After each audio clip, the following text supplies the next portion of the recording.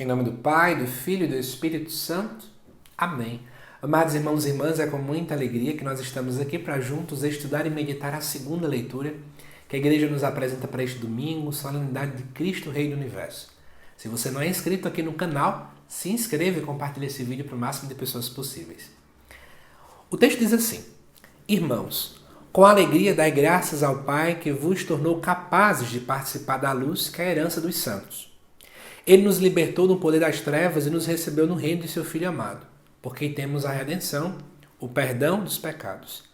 Ele é a imagem de Deus invisível, o primogênito de toda a criação, pois por causa dele foram criadas todas as coisas, no céu e na terra, as visíveis e as invisíveis, tronos e dominações, soberanias e poderes. Tudo foi criado por meio dele e para ele. Ele existe antes de todas as coisas e todas têm nele a sua consistência. Ele é a cabeça do corpo, isto é, da igreja.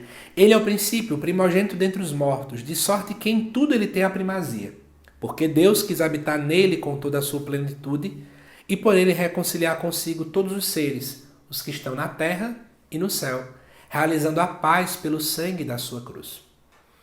Amados irmãos e irmãs, já divulgando, aqui no canal tem uma playlist completa sobre a carta aos Colossenses, em que você vai ver explicações versículo por versículo. Mas vamos comentar esse texto aqui, né? Em primeiro lugar, é interessante quando no versículo 12 diz assim, que a gente deve dar graças ao Pai porque Ele nos tornou capazes de participar da luz.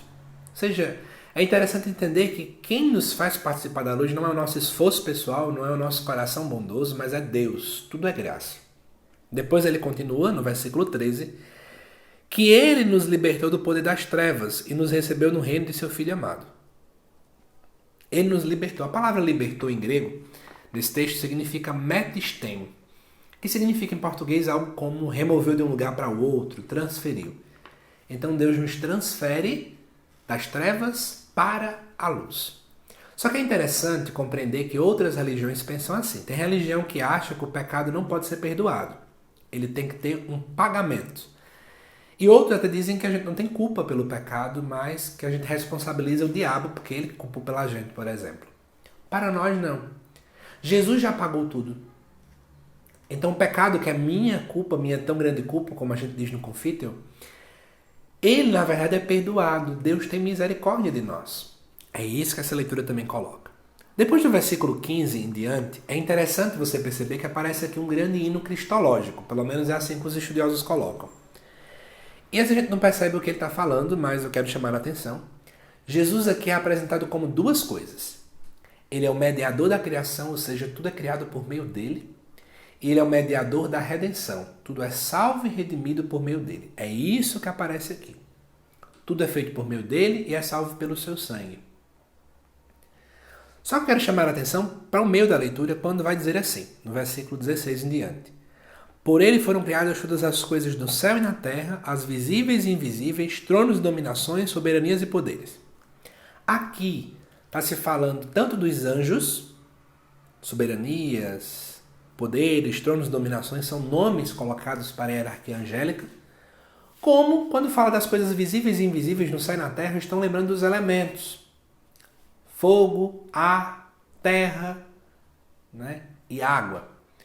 Que o povo compreendia que esses elementos eles condicionavam, eles mandavam na vida do povo. E já os anjos, muitos até adoravam os anjos como seres extremamente superiores.